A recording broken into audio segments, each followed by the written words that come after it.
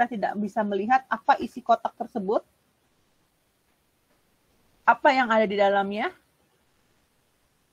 Ya, jadi kita tidak pernah melihat codingan kalau di dalam pengujian perangkat lunak itu masih, ya judulnya masih salah, maaf.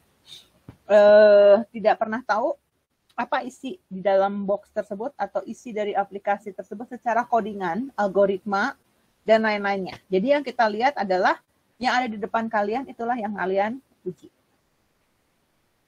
Ya, jadi jangan tidak pernah melihat ini logikanya gini, algoritmanya gini, enggak.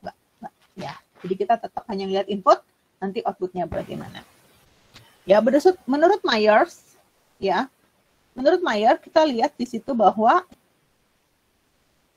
tetap mencari kesalahan. Namun kesalahannya adalah yang terlihat di mata kita saja. Ya, bukan codingan. Ingat ya, black box bukan codingan. Sedangkan menurut IEEE mengatakan bahwa pengujian black box mengabaikan mekanisme internal sistem. Iya, artinya kita tidak ngutak-ngutik codingan, tapi fokus pada output yang merespon input yang dipilih dan kondisi eksekusi. Jadi, kalau kita melihat yang bagian pertama ini, ada input, terus outputnya benar nggak sesuai dengan harapan nggak? Ada input lagi, outputnya sesuai dengan harapan nggak? Kalau input sama output sesuai dengan harapan, berarti tidak ada kesalahan. Udah, hanya gitu. Jadi kita tidak pernah tahu bagaimana prosesnya. Ya. Selain itu juga, menurut IEEE mengatakan bahwa pengujian dilakukan untuk mengevaluasi pemenuhan sistem atau komponen dengan kebutuhan fungsional tertentu. Jadi black box, kalau saya menguji Spotify yang lagu, benar nggak kebutuhan fungsionalnya untuk akomodasi lagu? Oke nggak? Kalau saya pakai Google Drive, uji Google Drive, benar nggak saya bisa nyimpan file apapun di dalam Google Drive? Saya bisa sharing apapun di Google Drive. Kalau saya main PUBG,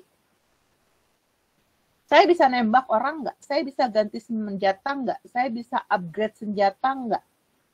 Saya bisa ganti kostum nggak? Saya bisa pilih teman tidak? Nah, ya, jadi mengevaluasi kebutuhan atau pemenuhan dari aplikasi yang kalian uji. Ya, jangan sampai saya mau main PUBG, tapi uang saya banyak, koin saya banyak, tapi nggak bisa beli apa-apa, gitu kan. Jadi buat apa ngumpulin duit? Nah, seperti itu contohnya ya. Definisi lainnya, menguji fungsi-fungsi khusus. Tadi balik. Kalau saya mau nguji PUBG, apa fungsi-fungsi khususnya? Nembak, ya. Ketembak, ya.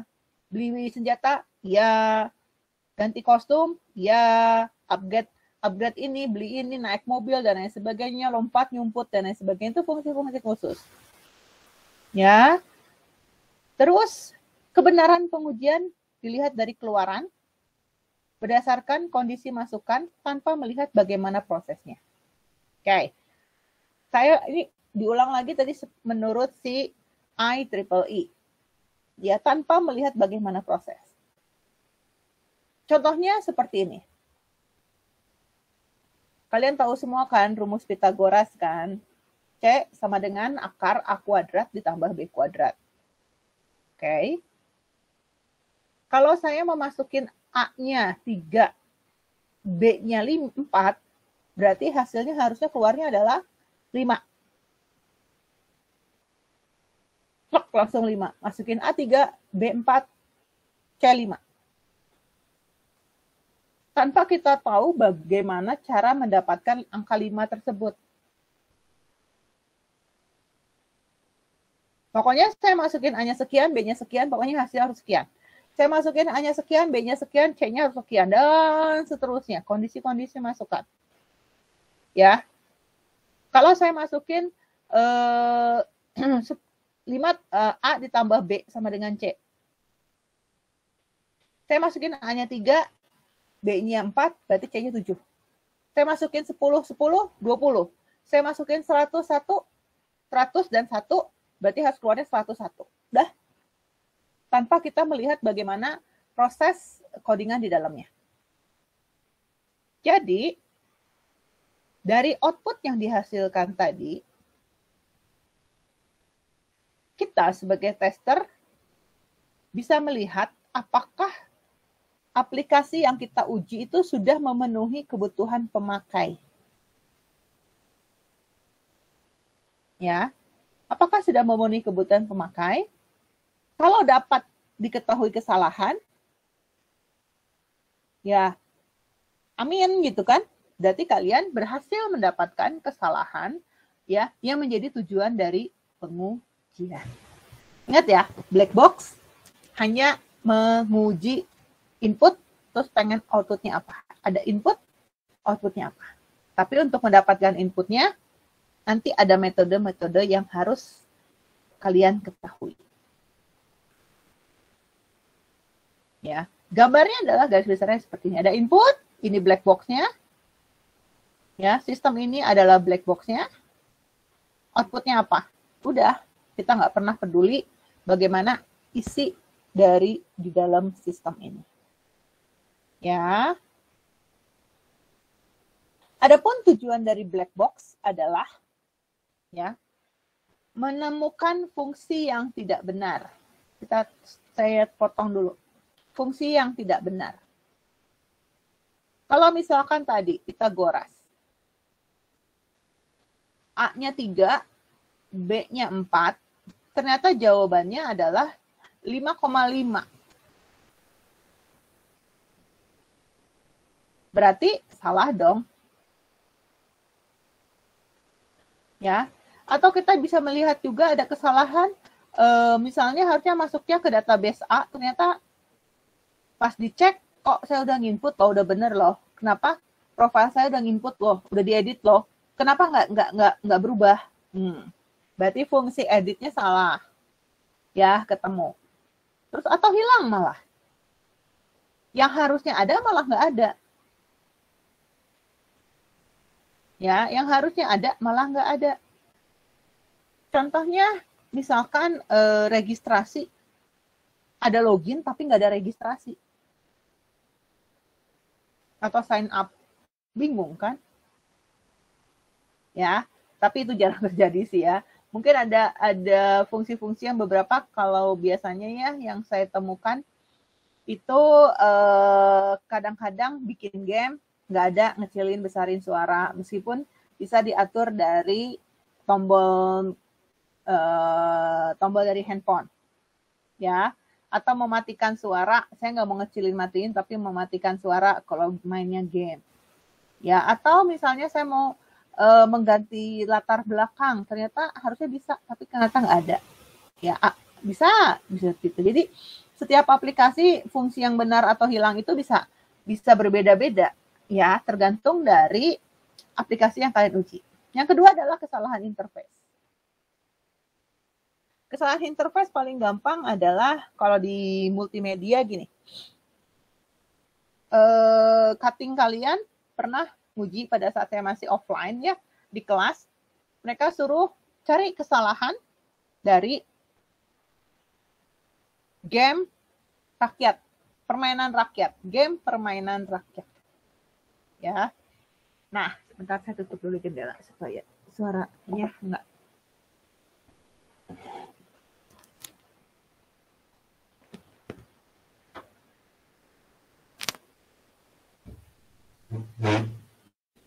Game permainan rakyat Panjat Pinang. Nah ya, tahu ya semua Panjat Pinang. Pada saat orangnya udah sampai di atas, ya udah mulai menang gitu ya di atas, terus iseng-iseng dianya mencet panah ke atas terus.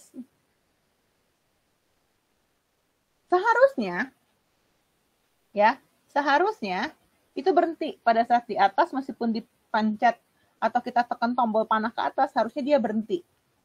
Dalam artian orangnya nggak naik lagi ke atas. Ini ternyata sampai ke atas awan. Terus nggak berhenti, tidak, dan dicobain kamu satu, terus Bu nggak berubah-ubah, terus kalau misalnya tidak berubah, kamu lihat ke bawah apa yang terjadi, mengecil atau tidak? Enggak, Bu. Nah, itu salah satu kesalahan interface. Yang kedua, kalau dari game-game, itu kalau misalnya naik ke gunung atau suatu kayak drop balls gitulah ya, zaman dulu saya lupa nama permainannya apa. Atau orang berjalan di suatu yang kecil, apa kayak maze gitu ya, jembatan gitu, terus orangnya udah ngelewatin kiri jembatan, udah lewat dari jembatan, kan harusnya jatuh, ya, kan harusnya jatuh. Ini jalan di atas angin. Nah, itu salah satunya kesalahan interface. Atau bisa jadi kesalahan ketik typo, atau juga kesalahan penempatan text box, drop down menu, dan lain sebagainya. Ya, jadi kalian bisa ngecek juga itu. Jadi nggak cuma mouse-nya benar atau enggak, oh tanda minimize, maximize-nya benar atau enggak. Jadi banyak kesalahan interface yang bisa kalian lakukan. Ya, untuk mencari kesalahan interface. Selanjutnya adalah adanya error pada struktur data atau akses database eksternal. Ya, bisa jadi kalian ngecek SQL secara tidak, menurut kalian ini pakai SQL. Misalkan ngitung total harga misalkan ya, ngitung total harga barang dari ambil, berarti kan ngambilnya dari database barang, terus harganya ngambil dari mana, terus ada kalau dia anggota berarti kita juga harus ngambil data dia dari anggota, dapat diskonnya berapa persen, ya kan? Wah, dan lain sebagainya lah pokoknya mah. Jadi apakah SQL-nya benar, struktur datanya benar nggak, pengambilan datanya benar? Kita bisa cek gitu kalau emang kita tahu bahwa mungkin itu pakai SQL. Ya. Atau akses database eksternal. Maksudnya apa sih Bu database eksternal itu? Jadi kita nggak pakai database yang kita buat sendiri, pakai Firebase, tapi kita misalnya ngambil database dari Google. Ya apa? Biasanya mahasiswa tuh ngambilnya dari Google Map gitu kan, yang selalu online. Nah, kadang-kadang gagal ngambil database-nya. Nah, itu bisa kalian lakukan pengujian terhadap hal itu. Jadi tidak terkungkung dengan satu hal. Jadi black box itu banyak banget yang bisa kalian ubek-ubek, yang bisa kalian cari. Terus kita juga mencari error kinerja. Gimana error kinerja? Nah, ternyata lama-lama kenapa game-nya jadi nambah nge-lag ya? Kenapa jadi melambat ya? Ya, kenapa sekarang cuma input data begini aja butuh nge-save-nya 1 menit? Ada apa ini dengan aplikasinya? Padahal aplikasinya cuma Hago loh. Misalnya seperti itu. Ya, kenapa handphone saya jadi nge-lag ya setelah saya install Hago? Misalkan seperti itu, bukannya menjelekkan Hago, enggak ya. Nah, ternyata si Hago ini ternyata ngambil misalnya memorinya sangat besar, terus butuh GUI yang memori VGA yang besar. Jadi kalau yang tidak support dia kinerjanya menjadi melambat. Oh ternyata butuh storage yang besar dan lain sebagainya. Ya, error kinerja ini banyak banget yang bisa kalian pakai. Misalnya ternyata kenapa dia nge-lag pada saat ambil data sama kirim data. Oh ternyata dia butuh bandwidth internet yang sangat besar. Itu bisa kalian uji juga dengan cara black box. Selanjutnya adalah kita bisa mencari error pada saat inisialisasi dan terminasi. Artinya apa di sini? Pada saat aplikasi itu dibuka dan pada saat aplikasi itu ditutup. Apakah ada error? Apakah pada saat aplikasi dibuka itu, kalau saya sambil klik sambil buka apa-apa, apakah dia menjadi error? Menjadi not responding? Atau dia langsung tertutup, terminate. Ya, hilang aplikasinya di dalam smartphone kalian atau gadget kalian. Atau pada saat terminasi. Error pada saat terminasi. Apakah pada saat kalian bisa nguji apakah pada saat aplikasi itu ditutup, ya, pada saat aplikasi itu ditutup, database yang tersimpan yang mana? Kalau ada database, kalau terhubung dengan database sampai mana? Ya, apakah kalau saya lupa logout, pada saat terminasi, otomatis logout enggak? Nah, itu bisa kalian uji juga dengan menggunakan sistem black box. Ya. Apalagi yang bisa diuji dengan black box adalah kesensitifan sistem terhadap nilai input tertentu. Contohnya gimana? Contohnya kemarin NIK lah, ya. Kenapa saya tetap NIK itu dulu paling gampang soalnya. Ya, NIK. Pada saat di text box NIK, kita bisa ngelihat sensitif nggak? Kan kita tahu NIK adalah angka. Ya, angka. Begitu kita masukin huruf atau spesial karakter, apakah sistem tidak bisa menambahkan karakter sesuai dengan yang kita tekan pada keyboard? Atau dia keluar warning?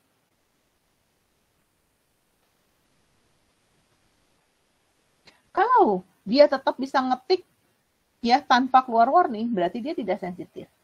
Tapi kalau misalkan pada saat kita masukin NIK 1, 2, 3, 4, ternyata kepencet Y. Ya, misalnya kepencet Y. Dia tidak nambah. Dia tidak nambah. Kalian nambahkan ada seru, titik, dia tidak nambah juga. Berarti text box tersebut yang untuk input NIK, dia sudah sensitif. Begitu di email, tidak ada add, langsung keluar. Alamat email salah. Cek alamat email yang baik, yang benar. Nah, itu sebenarnya bisa kalian lihat untuk menguji kesensitifan sistem terhadap nilai input tertentu. Salah satunya itu ya, tapi nggak harus itu. Terus juga adanya batasan dari suatu data. Batasan data. Tadi kalau NIK 16, saya masukin 5, apa yang terjadi? Saya lebih dari 16, apa yang terjadi? Itu batasan. Misalnya saya masukin lagi jumlah mahasiswa adalah 100 orang. Kalau saya masukin 200, bisa nggak? Nggak bisa. Oh, saya coba masukin nilai. Nilai. Paling gampang nilai. Di IGADIS atau di Gracias yang kalian tahu, dosen memasukkan angkanya adalah 1 sampai 100. Tanpa ada 1 sampai 100. Kalau ada separator pakai koma kalau nggak salah. Ya. Terus kalau saya masukin 78,3, dia langsung keluar. Tidak boleh pakai titik. Terus kalau saya masukin 100,5 aja, dia langsung keluar. Batas maksimal 100. Batas minimal 0. Keluar. Ya, keluar dari si aplikasi tersebut. Nah, ini adalah tujuan dari black box adalah menemukan hal ini. Namun, untuk menemukan hal ini, ada beberapa metode yang bisa kalian pakai. Ya, namun sebelum ke itu, metode-metode yang akan dipakai ini, ya, saya akan menjelaskan dulu sedikit. Biasanya pertanyaan apa aja sih yang akan dijawab dari pengujian black box? Yang pertama adalah, bagaimana validitas fungsional diuji? Udah kelihatan tulisannya validitas. Ya, berarti kita ngujinya kepada pengguna. Ya, bagaimana pengguna menguji aplikasi tersebut? Kalau mereka sudah oke dan sesuai dengan kebutuhan kalian, dan ya, itu paling gampang. Kenapa? Karena pengguna atau user tidak pernah tahu isi dari aplikasi, codingannya bagaimana. Pokoknya gue input ini, gue pengen keluarannya begini. Gue pengen gini, benar nggak hasilnya begini? Dan yang kedua adalah jenis input apa yang akan membuat kasus pengujian menjadi baik. Nah, ini nanti yang akan kita bahas, ya, yang akan kita bahas di materi berikutnya. Jadi, ada jenis-jenis input yang harus kalian pelajari, metode-metode yang harus kalian pelajari, sehingga kalian bisa membuat atau melisting kasus uji yang baik. Sehingga akan mendapatkan kesalahan dan tidak bikin kalian, ini butuh nggak ya dimasukin? Kasus uji ini butuh nggak ya? Enggak. Setelah kalian nanti tahu metode-metode yang akan dipakai, Ya, metode apa saja yang bisa digunakan untuk menguji black box, kalian nanti akan bisa membuat kasus uji yang lebih baik. Nggak hanya semata-mata tadi email gini. Ini asal kumaha urang we lah, urang nguji, enggak. Ada metode. Kan kemarin di materi berikutnya, materi sebelumnya dibilang bahwa sejago-jagonya sudah mastah-mastahnya seorang tester, dia harus tetap kembali kepada metode pengujian. Ya. Terus apakah sistem akan sangat sensitif terhadap nilai input tertentu? Tadi sudah dibahas contohnya. Terus bagaimana batasan dari suatu data diisolasi? Nah, nanti kita berdasarkan dari metode pengujian black box yang akan kalian pelajari, kalian akan mendapatkan batasan data ya untuk membuat kasus uji, sehingga mana yang diisolasi, mana yang tidak usah diisolasi. Bisa memisah-misahkan kasus uji yang akan kalian pakai. Ya, mungkin sekarang masih bingung apaan sih, Bu? Entarlah, tenang. Ya, yang penting kalian sekarang masuk dulu aja konsep-konsepnya. Terus, berapa rasio data dan jumlah data yang dapat ditoleransi oleh perangkat lunak? Misalkan begini, tadi, si Pythagoras. Ya, contohnya, di Pythagoras itu saya sudah menyiapkan, saya udah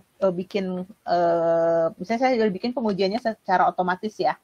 Secara otomatis untuk menguji Pythagoras tadi. Saya udah nyiapin 100 data.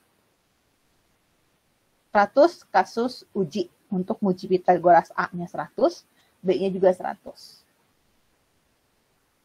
Oke. Terus, kalau di Excel kan bisa ya dibikin hasil akhirnya berapanya kan bisa ketahuan ya. Terus di aplikasi itu juga saya sudah bikin membandingkan dengan hasil yang sudah ada. Jadi A, B, C-nya udah disiapin, tapi aplikasi itu ambil cuma A dan B doang. Nanti hasil C-nya ada di yang lain. Oke, udah sama saya di running si programnya dari 100 data. Ternyata 80% valid, 20% tidak valid. Maksudnya gimana, Bu? Jadi 80% antara hasil rumus saya di Excel untuk nyari si C tersebut ya dengan algoritma dari program Pythagoras yang dari perangkat lunak, ternyata 80% itu sama. Sedangkan yang 20% tidak sama. Nah, dari situ kita bisa lihat rasionya.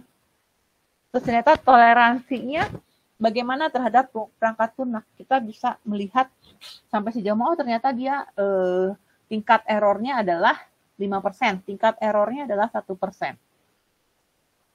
Ya, kalian mungkin udah belajar masalah tentang error dan rasio ini di statistik 2, kalau nggak salah yang ada pakai tabel-tabel begitulan lah. Ya, kok sih Bu tahu ini, saya juga belajar sampai statistik 3. Ya, seperti itu. Baca-baca tabel itu kan kalau errornya 5% apa yang terjadi, kalau error 1% apa yang harus dilakukan, berapakah validitasnya dan lain sebagainya. Sama. Ya, pengujian perangkat lunak juga memerlukan hal tersebut. Ya, tapi untuk kuliah kita nggak sampai sana. Ya, nanti kalau udah kerja. Ya, saya nggak nyampe sana, nggak cukup waktunya. Nah, di sini berdasarkan tadi bahwa kita tahu bahwa tujuan black box adalah seperti ini. Ya, terutama adalah jenis input apa yang membuat kasus pengujian menjadi lebih baik. Ya, maka ada beberapa. Di sini saya menjelaskannya, saya menggunakan 9 cara. Ya, saya menggunakan 9 cara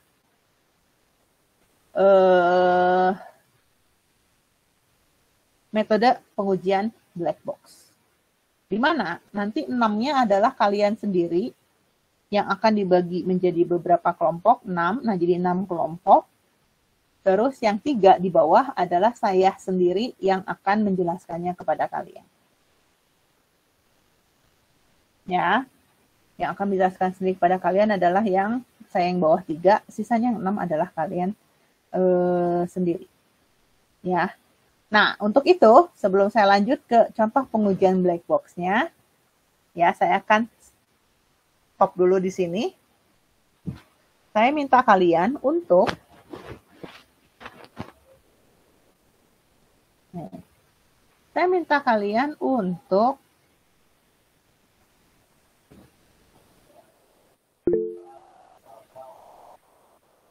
di kolom chat saya sudah memberikan link terhadap pembagian kelompok, namun saya belum membagi kelompoknya. Oke.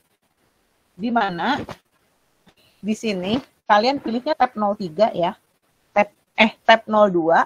Di sini saya masih menggabungkan kelas 01 sampai dengan 04. Belum dipisah-pisahkan. Saya minta kalian jangan mengganti-ganti punya kelas lain.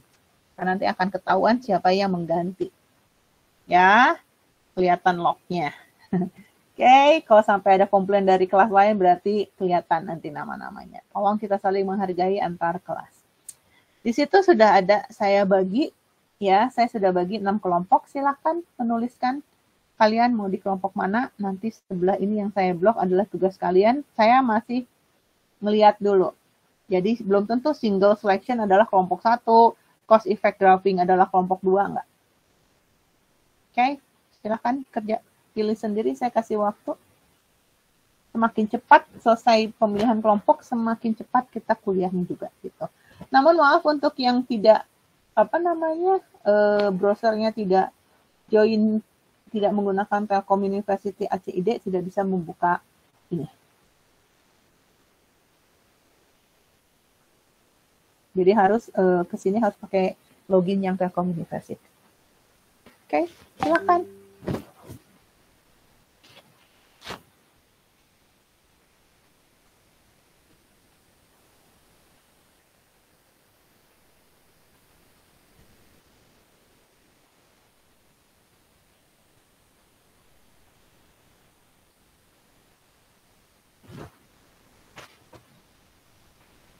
Terus belum tentu kelompok 1 presentasi yang pertama, kelompok 2 presentasi yang kedua, belum tentu ya. Jadi kalau kalian udah pasti, oh kelompok aku mah 4 orang, carilah pilih yang isinya 4 orang gitu.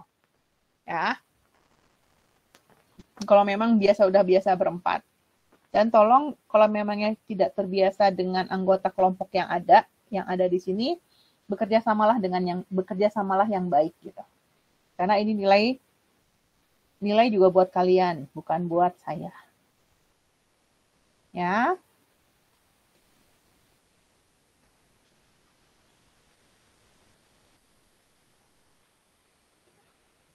Kalau mau bilang, Ibu aku mau kelompok 1, ini ya namanya ini, saya nggak bisa login.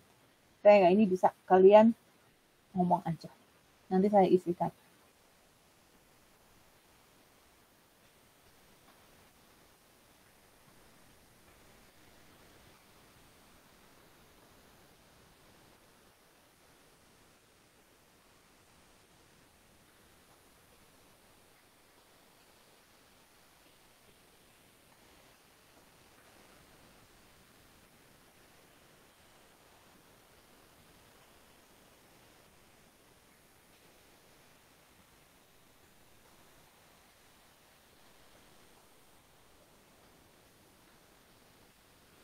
Ada 19 orang yang hadir saat ini, berarti minimalnya 19 orang sudah ngisi gitu.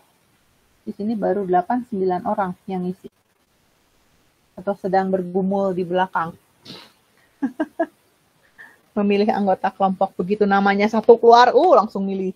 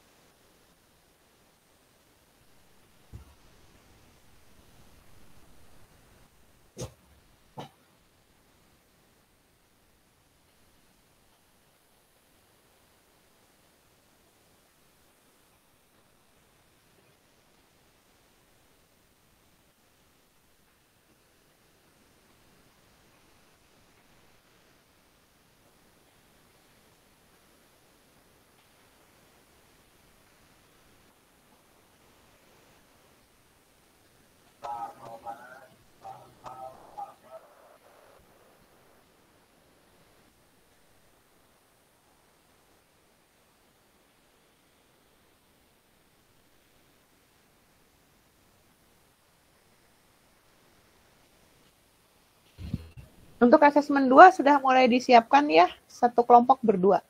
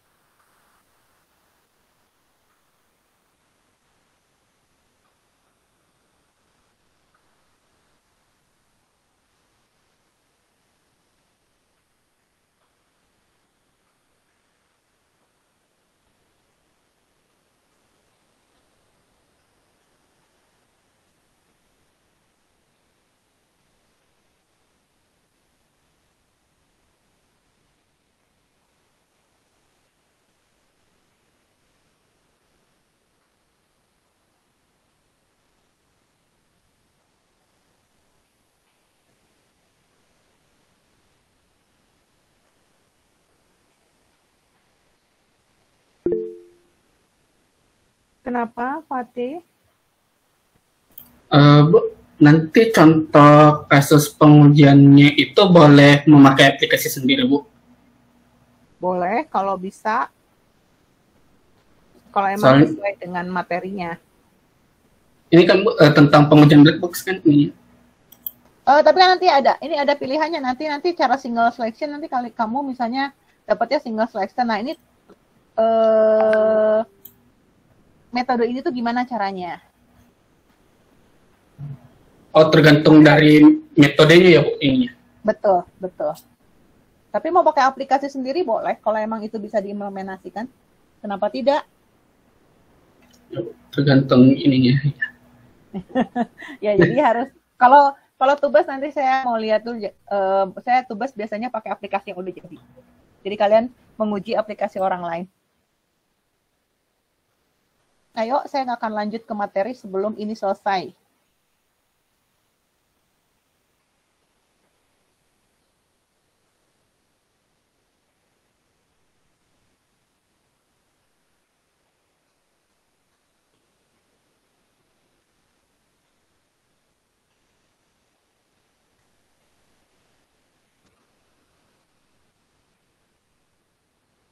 Kenapa sih nggak mau pada nomor 1? Pada berlima loh. Ayo, baru 8, 12, 13, 14, baru 15 orang. 4 orang lagi kemana ini?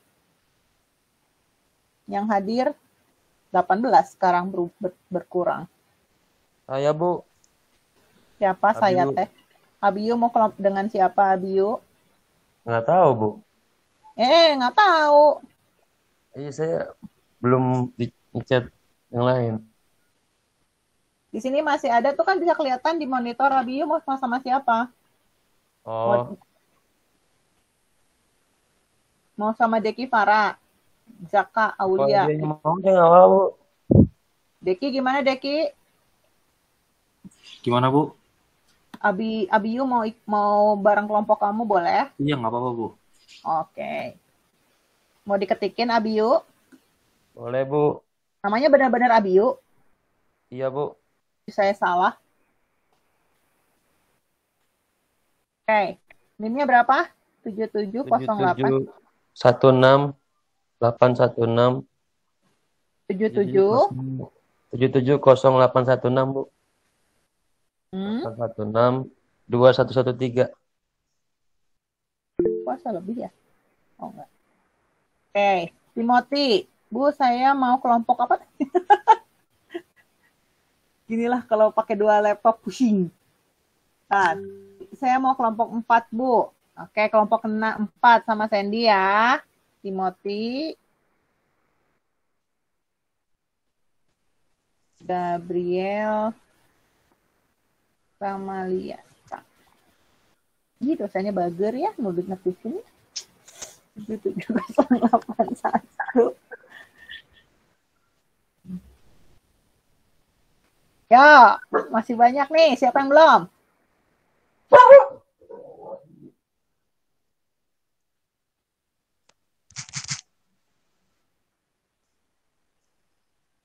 Sama-sama Timothy.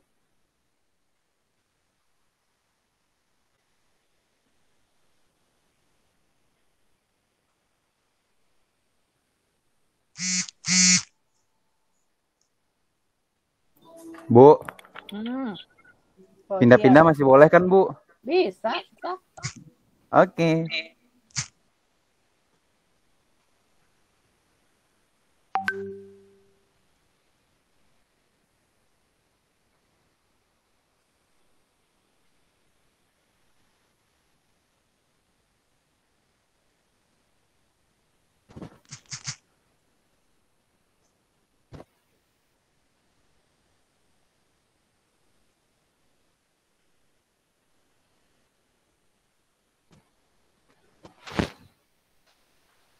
Ini beneran kelompok satu nggak ada nih. Nggak ada yang mau.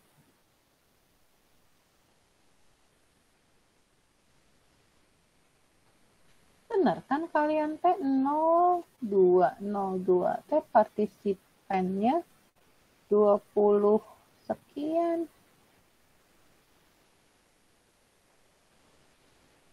Karena sama sih sambil dicek juga jumlah partisipannya 28 dikurangin 2. 26.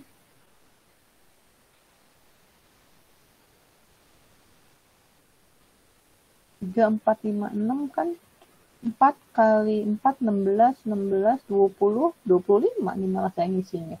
Bukan 26.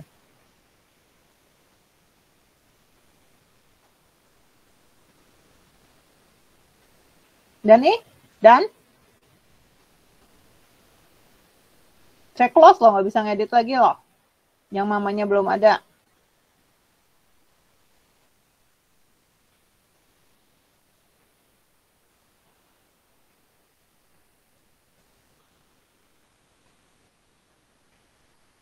Masih chatting-chattingan.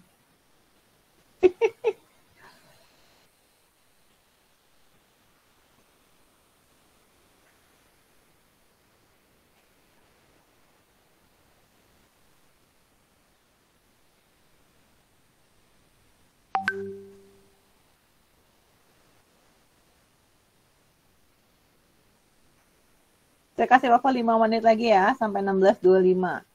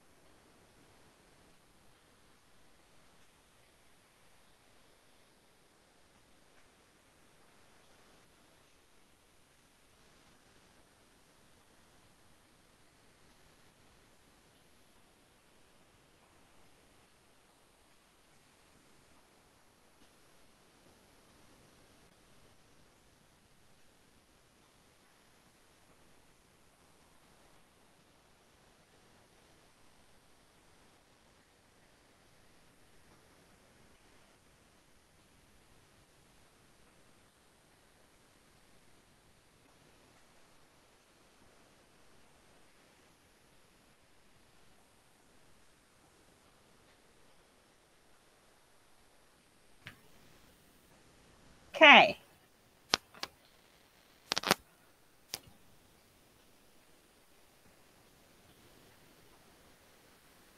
Masih ada 7 orang lagi. Karena yang 7 orang lagi kayaknya belum nggak kuliah hari ini. Bentar, saya nyari grup chatnya dulu.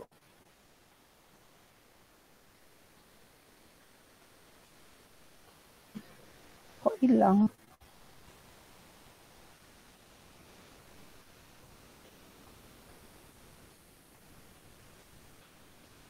Grup chat kalian kok hilang ya?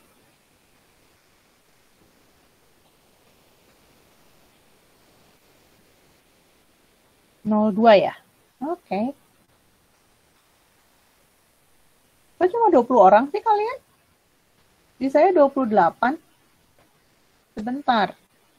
Di grup kalian 20. Di grup lain 20. Tapi di LMS 26. Sebentar. 02 kalian salah kan? Kenapa saya buka 03? Sebentar. 25, 23 kalian teh. Berarti ada yang salah.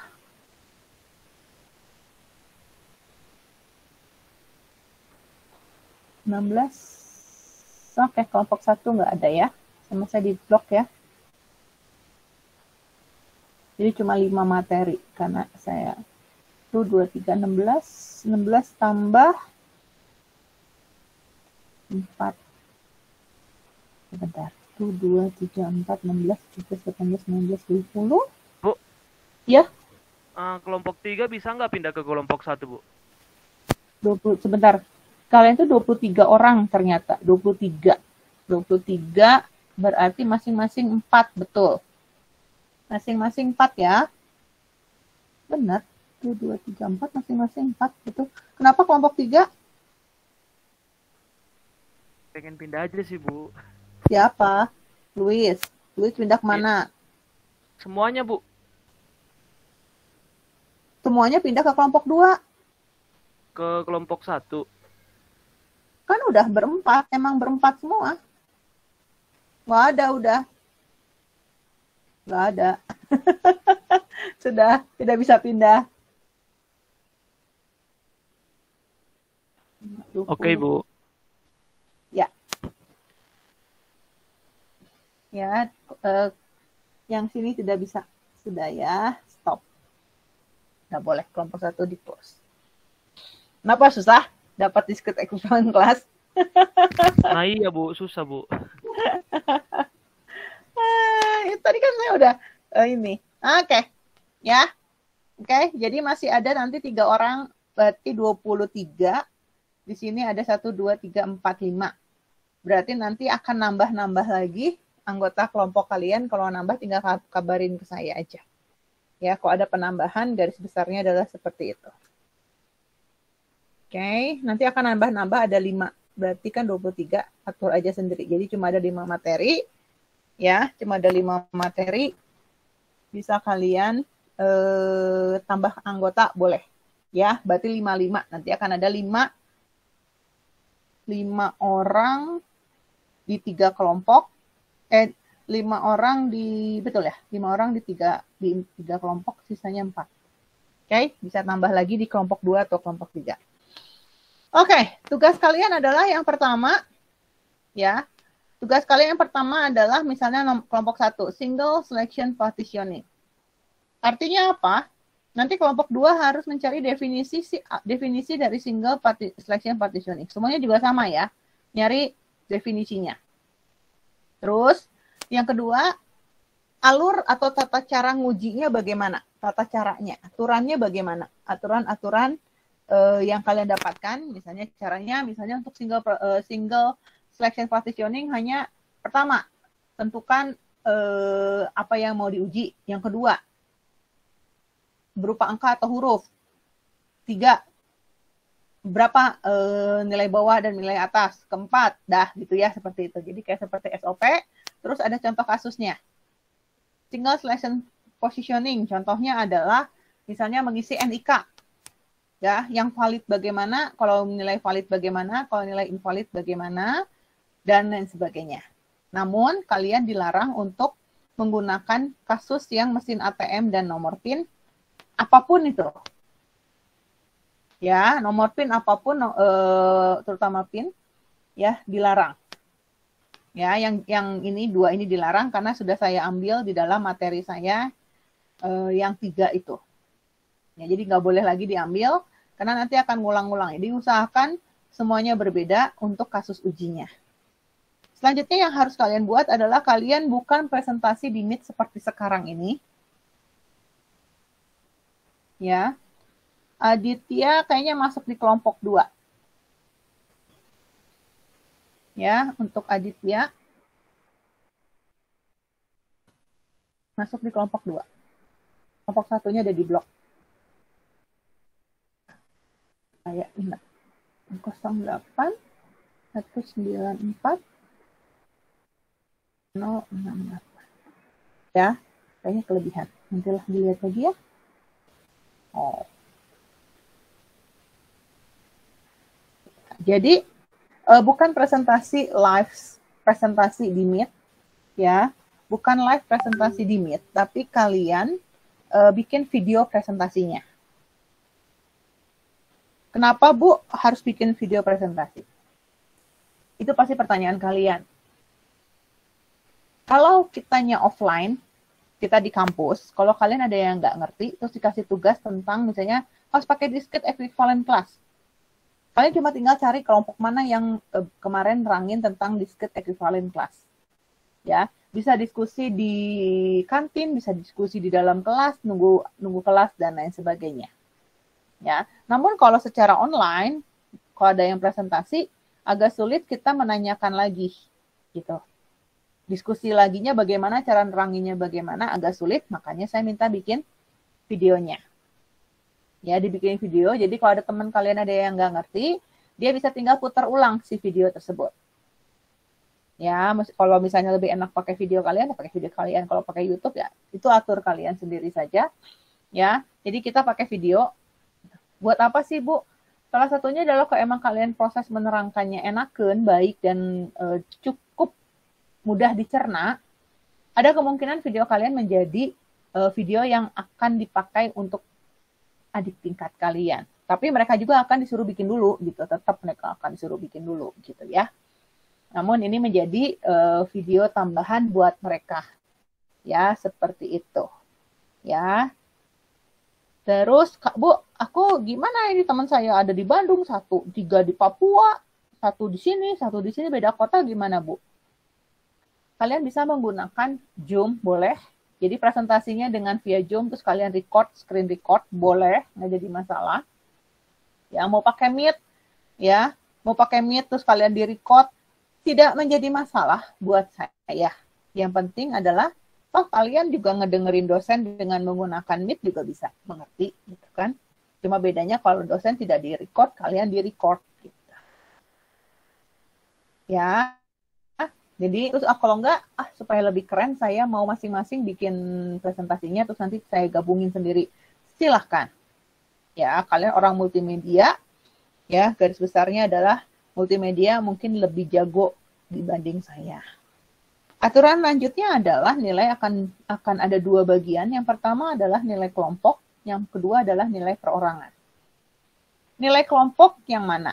Nilai kelompok adalah bagaimana kalian nanti membuat papernya, makalahnya, ya, kedalamannya bagaimana kalian mengeksplorasi materi tersebut. Bukan berarti banyak itu nilainya bagus, ya. Tapi kesesuaian nanti di antara makalah dengan video itu pun menjadi bahan penilaian. Ya. Terus yang kedua adalah tadi nilai perorangan. Makanya kenapa saya minta kalian tetap ngomong tiap orang. Jadi nggak boleh kelompok 2 cuma Aditya doang yang ngomong. Sisanya, Buddha saya mah yang bikin presentasinya, Buddha saya mah ngedit videonya. Tidak ada acara seperti itu. Ya, untuk mata kuliah saya adalah semua harus presentasi. Tidak ada si A ngerjain ini, si B ngerjain ini.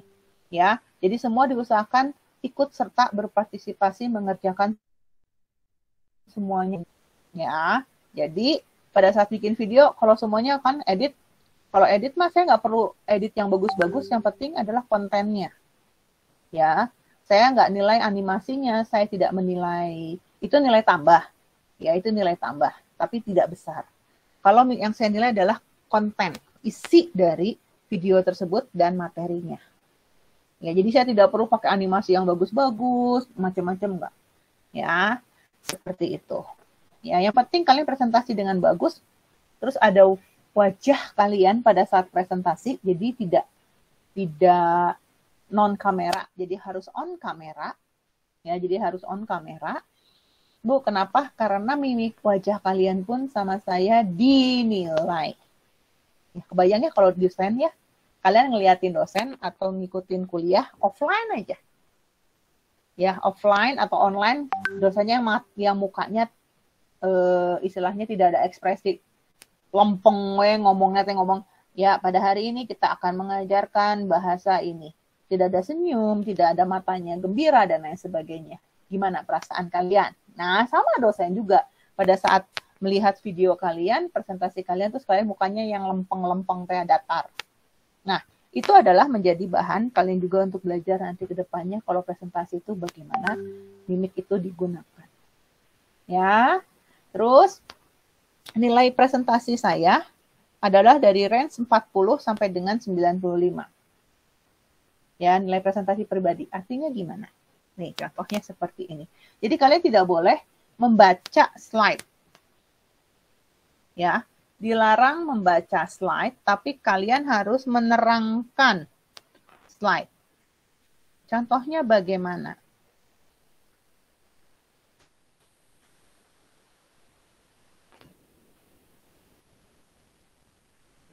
Contohnya adalah seperti ini, yang bagian ini.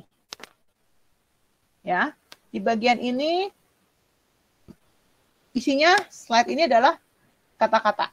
Terus kalian kamu yang presentasi, entuh Roma tuh ngerti, yang penting memaca aja yang ada di slide. Enggak, saya tidak seperti itu. Tapi yang harus kalian nggak boleh nanti udah baca. Bacanya gini. Fasenchip merupakan sebuah toko yang khusus menjual barang elektronik, mulai komputer, LCD, GPS, laptop, dan aksesoris lainnya. Fasenchip juga menyediakan toko atau website secara online. Di dalam website ini terdapat bagian kategori di mana setiap topik diberikan penjelasan secara rinci, spesifikasi kelebihan dan kelemahan terhadap produk yang dikendaki, sehingga menjadi bahan pertimbangan sebelum membeli produknya. Itu sudah mukanya rata, datar, bacanya juga seperti itu. Nah, itu adalah saya akan menilainya 40. Artinya apa? Mahasiswa tersebut tidak menerangkan isi slide, berarti mahasiswa tersebut tidak mengerti apa yang dipresentasikan. Terus kalau yang 95 gimana, Bu? Pastikan pertanyaan kalian seperti itu ya. Oke, teman-teman, di sini saya akan menerangkan salah satu contoh sebuah toko website Fasenchip di mana dia itu menjual barang-barang komputer, perlengkapan komputer tuh, seperti adanya LCD, GPS, power supply dan lain sebagainya lah. Pokoknya toko ini cukup baik. Nah, bla bla bla bla bla bla. Ya, oke. Ya, kita lihat di sini juga dia mempunyai berapa cabang di Indonesia. Yuk kita lanjutkan. Bagaimana proses pengujian di dalam Fasenchip tersebut. Nah, pertama adalah nada bicaranya juga. Oke. Ya, bukan seperti sales, bukan. Tapi mukanya juga bermain, ya. Kelihatan kok saya bisa ngelihat kok mahasiswa yang mengerti bahan, memahami bahan sama yang tidak. Dari wajah pun bisa ngelihat. Ya, saya udah ratusan loh. Bukannya saya sombong, enggak. Saya sudah ratusan menilai presentasi mahasiswa. Saya pun sudah ratusan kali juga mengikuti seminar-seminar. Ya, seminar-seminar di mana kalau pembicaranya hanya membacakan slide, saya mah lebih baik pergi. Karena saya bisa baca slide itu nanti di rumah. Ngapain saya ikut seminar? Gitu. Itu pernah saya lakukan. Si ibu mah jahat, iya ngapain? Dia cuma baca, bacanya juga dengan nada yang tadi, saya juga bisa baca, gitu kan? Nggak ngerti apa yang dia omongin, gitu kan? Nah sama ya, kita sama-sama, saya dosen, kalian juga mahasiswa, yuk kita sama-sama. Ada pertanyaan dulu untuk tugas. Ya, Luis? Untuk durasi videonya itu berapa menit ya, Bu? Minimalnya, Bu? Nggak ada minimal. Saya sih nggak ada minimal. Oke, Bu. Ya, kenapa nggak ada minimal? Karena saya sendiri yang dosen pun, pada saat saya bikin video yang 3 tadi, grafik, boundary analysis, sama equivalence, saya cuma rata-rata 6 menit, 7 menit. Itu udah nerangin dari A sampai Z. Gitu. Ya, nggak sampai A sampai Z sih. A sampai J, K, L, M, N lah, seperti itu. Ya, paling kalian juga cuma 4 slide, 5 slide, selesai kok. Ya, nggak lama. Tenang aja. Oke, Saya tahu kalian masih bingung bagaimana caranya masing-masing ini Pak. Tapi untuk minggu depan tanggal 26 dan tanggal 27 kita akan membahas itu semuanya. Jadi yuk 5 menit tonton dulu videonya kelompok ini. Ini linknya di situ. Ada pertanyaan? Ya. Jadi proses nontonnya kita tidak nonton presentasi temannya, tapi kita nonton videonya. Nah, nonton video temennya. Nanti kita ada sesi tanya jawab di situ. Kalau emang ada yang nggak ngerti bagian mananya. Nah, makanya kenapa saya menggunakan video. Kalau nggak ngerti kan bisa back, rewind, dan lain sebagainya. Untuk tugas, ada pertanyaan?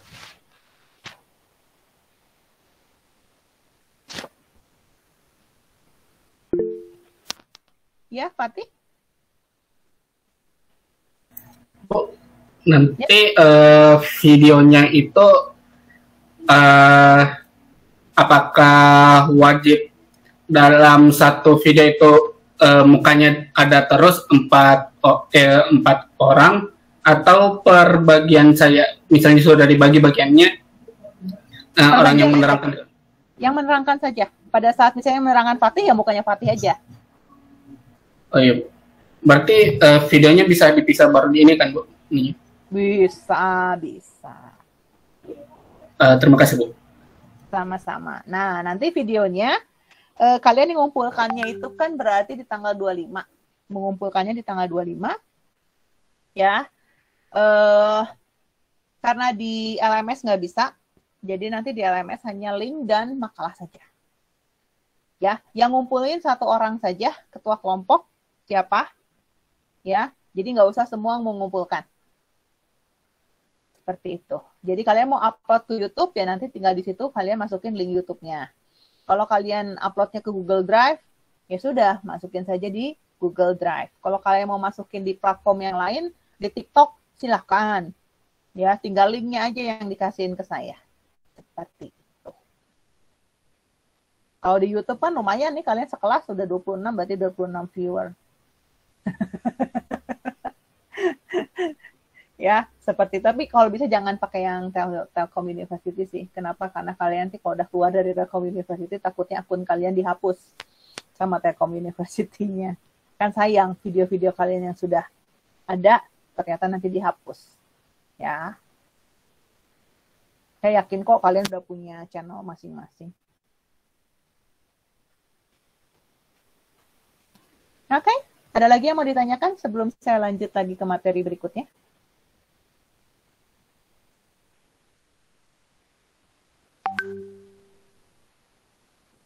Jadi bagi-bagi tugas ya.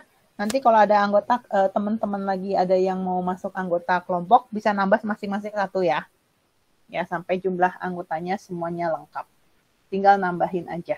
Nanti di cover atau di video presentasinya. Oke, kalau tidak ada, saya akan lanjutkan ke materi berikutnya. Di sini contohnya di dalam black box. Ya, tadi saya sudah tampilkan ke layar kalian. Contohnya adalah Fast and Chip. Fast and Chip ini dulu salah satu toko online peralatan komputer yang cukup terkenal. Ya, cukup terkenal. Terus punya website sendiri untuk jual online. Namun pada saat ini Fast and Chip sudah tergabung dengan marketplace yang ada. Jadi websitenya sudah tidak ada. Ya, websitenya sudah tidak ada, hanya website garis besarnya saja, tapi tidak menjual websitenya. Ya, nah sekarang yang saya minta tolong kepada kalian adalah kira-kira dari form yang ada di depan kalian. Ya, ini udah mulai menguji black box nih secara satu form aja di sini. Kira-kira ada kesalahannya di mana? Ini aja dulu. Ini adalah saya ngambilnya dari jurnal orang ya di tahun 2010 juga tentang pengujian black box yang ya mudahlah ditangkap gitu. Oke, kira-kira mana yang menjadi masalah? Ada kesalahan di mana di sini? Silakan.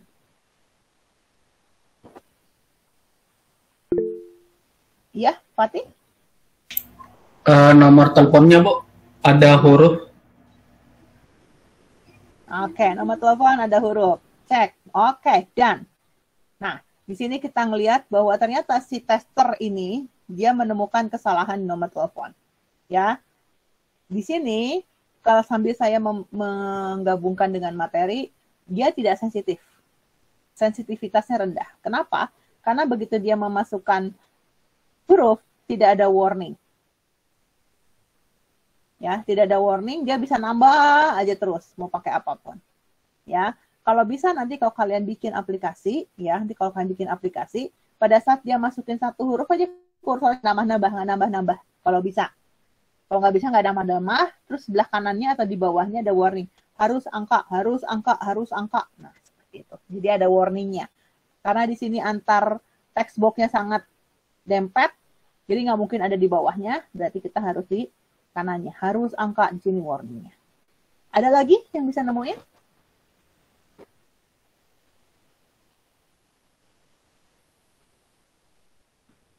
Nama ada 1, 2, 3. Oke. Kalau buat saya, nih ya. Ya sorry ya, Adelia. Kalau buat saya, it's okay ada 1, 2, 3. Ya, tapi tidak lazim di negara kita bahwa nama ada angka.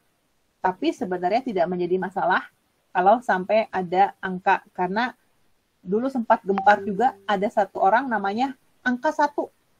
1 aja. Bukan SATU ya. Tapi angka 1. Nah, itu ya. Jadi, kalau buat saya nama nggak jadi masalah ada angka.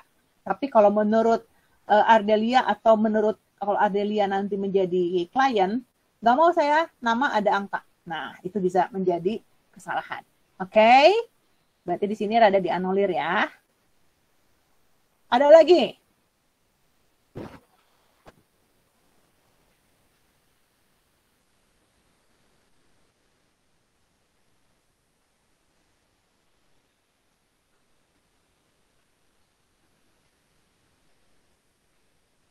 Kesalahan GUI, tampilan. Search-nya, Bu. Search-nya ada 2. Yang satunya nggak ada search, nggak ada keterangan. Yang Ini satunya ada keterangan. Iya. Ini maksudnya. Oke, jadi buat apa ada 2-2? Ya, kalau kita ngelihat ada text box seperti ini, pasti nyarinya search. Tapi yang pertama ada go, yang kedua nggak ada. Oke, bisa jadi. Tampilan, ada lagi? Tampilan.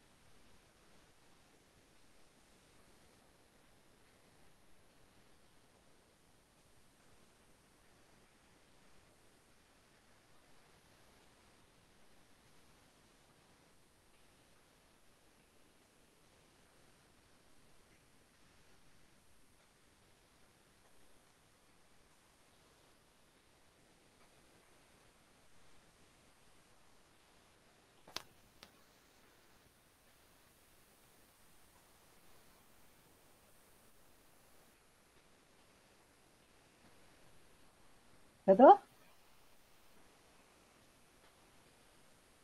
Yang saya lingkari merah, typo. Ya, meskipun itu bukan yang utama, tapi itu bisa menjadi masukan. Tolong dicek lagi tata bahasa.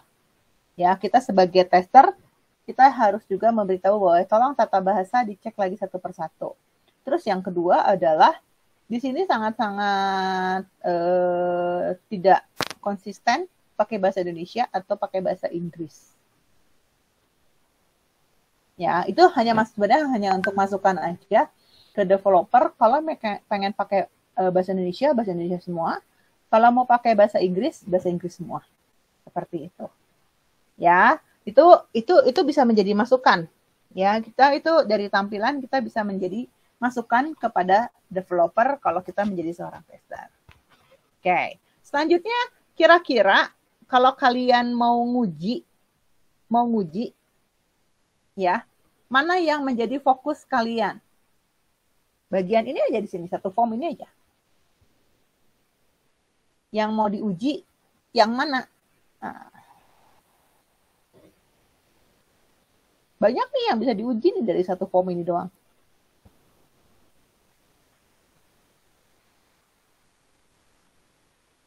Yang bisa diuji lah, yang bisa diuji yang mana aja. Kalau bingung.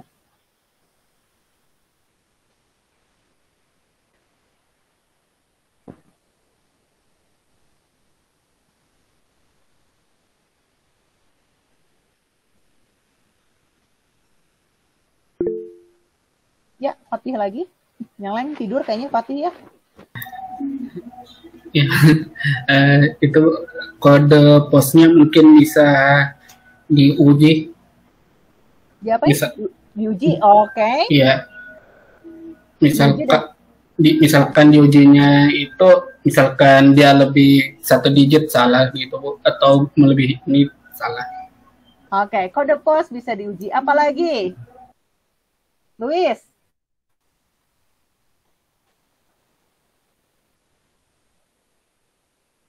Luis. Mana lagi yang bisa diuji, Luis? Tidur kayaknya nih semuanya nih. Iya. Untuk loginnya, Untuk login, mana yang mau diuji? Yang bisa diuji yang mana, Luis? Kamu mau yang uji re-enter passwordnya Bu. cara ngujinya gimana? Kurang tahu Bu. Nah, kenapa kurang tahu? Kamu mau re-enter password tapi cara ngujinya gimana? Nah, inilah seorang tester.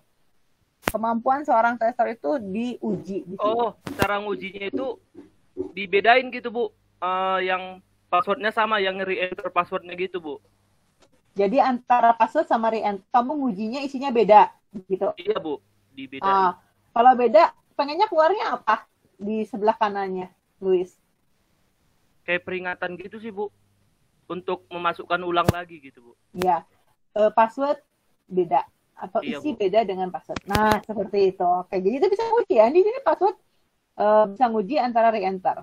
Di sini juga kita bisa nguji email, pakai dengan lengkap dan lain sebagainya. Kita bisa uji di sini. Ya, untuk password kita cobain nggak nyampe 6 karakter. Apa yang terjadi? Kita masukin lebih dari 10 karakter. Apa yang terjadi? Ya, jadi banyak hal yang bisa kalian gunakan di sini nanti dengan metode-metode yang kalian buat nantinya, ya, yang dimana kalian itu sharing. Jadi kalian itu bikin videonya, anggap kalian adalah dosen ya. Anggap kalian dosen. Jadi gimana caranya supaya teman-teman kalian ngerti materi yang ini. Nah, selanjutnya adalah di sini ada nama, alamat, provinsi, dan lain sebagainya. Semuanya adalah require. Require artinya adalah dia harus diisi kan.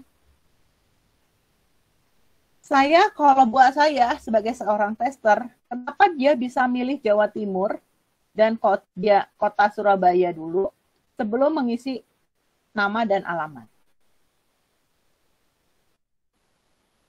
Ya, dan tidak ada warning di sebelahnya.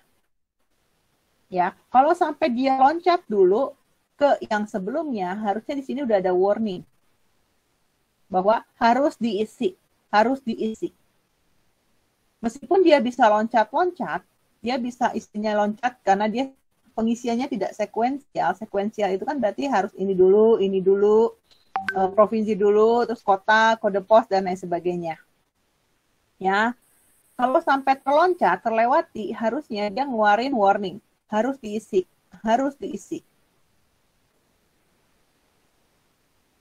Ya, jadi orang lihat kalau ada yang ada warning di sini, oh iya dia harus balik lagi. Kebayang kalau misalnya kalian udah ngisinya sampai nge-scrollnya banyak banget, ya, ngisi formnya itu banyak banget yang harus diisi. Misalnya ada 100 soal, misalnya ada 100 soal nih, 100 soal ujian, ya, pakai Google Form, terus nggak dipecah-pecah sama si dosennya teh. Ya, mungkin ada yang seperti itu, gitu ya. Mungkin ada yang seperti itu.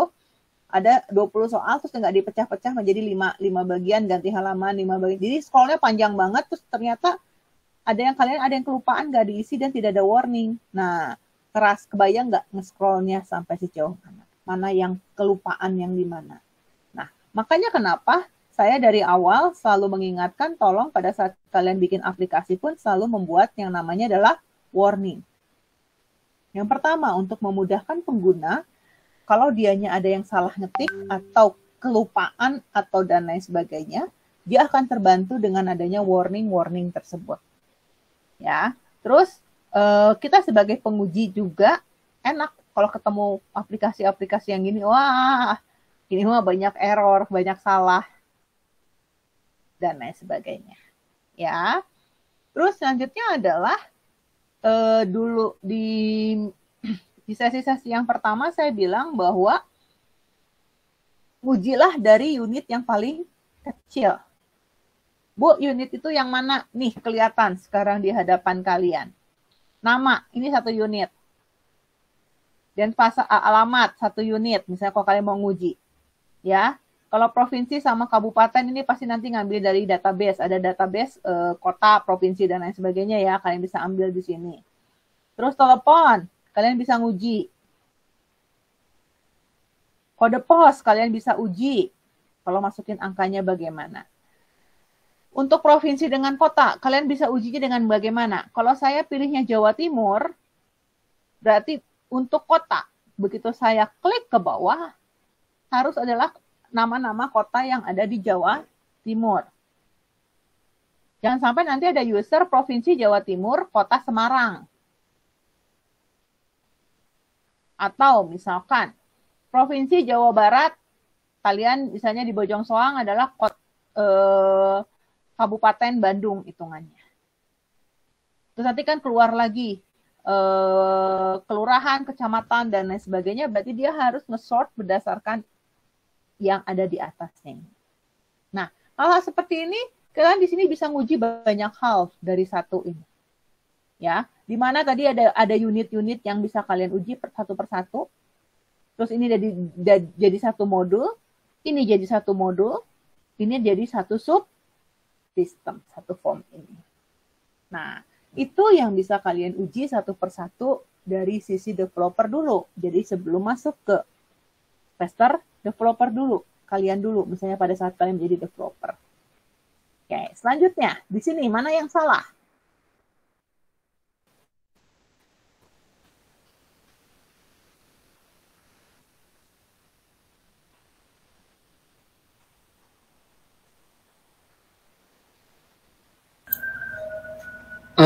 Max price-nya, Bu. Max price-nya salah, Bu. Max price-nya. Kayaknya bener ya, Fatih. Yang lain pada tidur ya. Pada rugi ya kalau misalnya nggak bisa jawab ya. Betul. Max price-nya masukinnya adalah huruf. Huruf. Padahal Harus harusnya angka, Bu. Nah, di sini juga ada kesalahan. Kita masukinnya huruf, tapi kenapa tulisannya without thousand and decimal separator? Harusnya kalau kita bisa melihat di sini yang diinput adalah huruf, berarti yang keluar errornya adalah harus angka, must be number. Ya, must be number. Namun, kalau max price-nya ini kalian masukin 1 juta pakai titik, 1.000.000, baru keluar without thousand and decimal separator. Ya, jadi dari satu form ini doang, kok kita tadi yang sebelumnya mulai dari atas search dan lain sebagainya, kalau kita dari advanced search ini juga kita bisa mencoba banyak hal. Ya, key search bisa kita coba satu persatu, tipenya juga nanti kita meskipun ini drop down menu, kita bisa cobain bener nggak kalau kita pilihnya Ester, yang keluar adalah semua tipe Ester, mau laptop, mau desktop, mau monitor, keluar semua. Ya, tipe kalau brand Ester. Nah, itu bisa kalian coba satu persatu. Kalau ini memang bagian ini adalah menjadi yang core-nya. Jadi yang utama dari proses pembelian. Ya, ini kan memudahkan Ester. Oke, sampai sini ada pertanyaan. Oh, satu lagi. Ini kayaknya Fatih lagi deh yang jawab sih. Yang di sini isi form di bawah ini. Ya, si tester mendapatkan bahwa pada kolom komentar ini bisa dari ribuan. bisa dari 1000 karakter yang dimasukkan ke sini. Pertanyaan saya adalah, kenapa ini jadi masalah?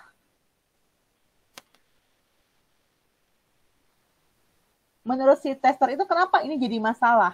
Atau kalian sebagai developer, oh enggak lah, sebagai orang admin lah, kenapa komentarnya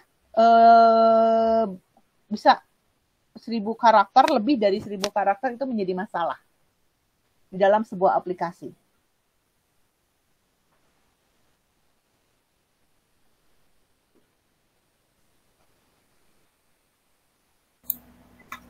Mungkin karakternya nggak kehitung secara live, Bu. Ininya. Nggak pasti live. Jadi mau masukin 1 juta karakter pun bisa. Ya, Ardelia. Mungkin kurang efisien aja untuk kalau ngisi form itu bisa lebih dari 1000 karakter. Iya, tidak ini. Tapi kalau sampai bisa, nah kalau sampai bisa, karena ini benar-benar jarang banget ya, jarang banget diperhatikan oleh seorang developer untuk komentar, ya dibatasi itu jarang banget diperhatikan, ya. Kalau saya jahil, saya bisa masukin sampai 5 mega, 10 mega di dalam komentar. Saya bikin aja 10 komentar, 10 kali komentar ke dalam website ini. Apa yang terjadi dengan website-nya? Ya, Benedikta. Berat di aplikasinya, Bu. Kenapa berat di aplikasi? Betul, akan aplikasinya menjadi berat. Beratnya kenapa? Ya, Surya. Karena bakalan jadi spam, Bu. Terlalu banyak. Terlalu banyak, dan tadi betul kata Benedikta menjadi berat. Kenapa ya, kebayang ya di komentar. Yuk, Putri, kenapa? Oh, baru-baru pada bangun nih. Ya, betul, banyak memori. Ya, jadi lebih spesifik hasilnya. Ya, memorinya kebayang ya kalau saya jahil. Ini ya, saya nemuin gini jahil. Kan saya udah bilang, jadi tester itu harus jahil. Satunya kreatif, bukan jahil. Kalau saya jahil. Saya masukin misalnya 1 buku, ya, yang bentuk PDF. 1 buku. 500 halaman. Ya, 5 halaman, saya Ctrl A, Ctrl C, masukin ke situ. 10 kali aja. Jadi tadi akhirnya, ya, benar apa kata Benedikta, aplikasinya menjadi berat. Kalau menjadi spam, Surya, bukan, tidak menjadi spam. Ini tidak menjadi spam. Tapi bikin pusing adminnya. Kenapa bikin pusing adminnya? Kenapa? Ini kenapa aplikasinya menjadi lemotnya di mana? Sulit mencari permasalahannya. Ya, mencari permasalahannya di mana, yang beratnya di mana, dan lain sebagainya. Dia harus nge-trace database-nya, mana database yang isinya gede banget. Dia harus sampai nge-trace ke database. Oh, ternyata komentar. Yang di mana saya masukinnya adalah 500 halaman dari karakter-karakter bebas merdeka. Masukinnya. Ya, itu pernah ada teman saya jahil. Kalau zaman dulu adalah sistemnya SMS. Ya, bikin SMS, jadi SMS otomatis ke dalam aplikasi. Ya. Kan kalau dulu mah bisa bikin SMS yang otomatis kekirim, otomatis kekirim. Jadi kita ngirim SMS ke sebuah perusahaan gitu ya, ke sebuah perusahaan. Nanti perusahaannya ngejawabnya dengan dengan robot lah istilahnya, supaya AI, ya, artificial intelligence. Teman saya bikin itu di tahun 99 dia bikin down iseng-iseng, dia bikin, jadi setiap per 5 detik dia ngirim SMS ke perguruan tinggi tersebut pakai aplikasi. Download servernya, ya. Kenapa? Karena nggak ketahuan. Bisa, seperti itu, ya. Jadi sepele kelihatannya, tapi itu menjadi crucial atau menjadi masalah, kendala di dalam sebuah aplikasi. Nah, inilah pinter-pinternya seorang penguji, seorang tester, ya. Jadi jangan hanya ngelihat yang di sini tadi, itu mah udah pastilah kode pos mah. Udah pastilah teleponnya masukinnya angka. Alamat mah udah pasti. Alamat juga kalian bisa batasi. Gitu ya. Oh, alamat cuma 256 karakter. Oh, alamat cuma sekian karakter. Oh, alamat cuma, nama pun cuma sekian karakter. Itu mulai kalian perhatikan pada saat kalian melakukan developing aplikasi. Ya, kenapa? Nanti kalau ketemu testernya yang pinter, yang smart, yang kreatif, wah, dia bisa macam-macamin sehingga aplikasi yang diuji menjadi contohnya seperti ini, menjadi lambat. Ya, kinerjanya juga akhirnya menjadi melambat hanya gara-gara komentarnya tidak dibatasi. Jadi komentar baiknya gimana, Bu? Tetap dibatasi, mungkin cuma 250 karakter atau 256 karakter. Ya, supaya apa? Supaya memorinya tidak habis, tidak berat. Karena apa? Sama ini disimpannya dulu di memori. Nanti selesai beres, baru di save di database. Di database juga tetap ada dan sebagainya. Kalau kalian belajar sistem operasi mah belajarlah pusing, ya. Berbahagialah kalian di TRM tidak belajar sistem operasi ya. Oke. Terima kasih semuanya, materi kita black box untuk overview sudah selesai. Ya, metode-metode yang akan digunakan untuk black box, kita sharing informasi. Jadi kalian nanti bikin video, anggaplah kalian itu adalah dosen.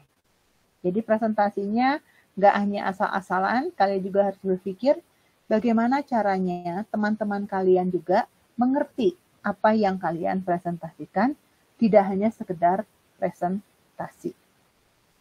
Ya, saya pun sama berusaha mengajarkan atau membuat video itu yang kira-kira kalian bisa ngerti gitu. Jadi kalau nggak ngerti ya bertanyalah. Ya, terima kasih semuanya, tetap sehat, semangat, 5M tetap dijalankan. Selamat sore, dadah. Makasih, Bu. Terima kasih, Bu. Terima kasih, Bu. Terima kasih, Bu.